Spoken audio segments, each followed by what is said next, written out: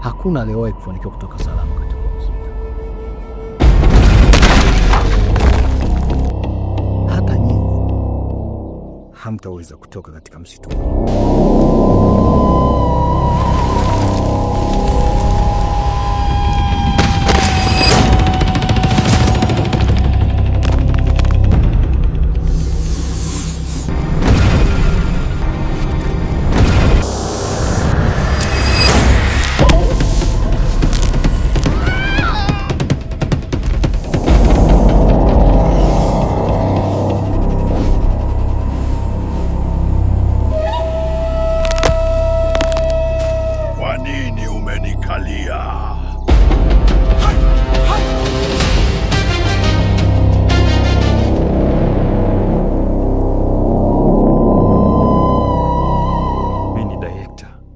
Tulikuja msituni kwa ajili ya kutafuta eneo la kushutia kazi yetu, lakini kwa sababu ya ukaidi wenu.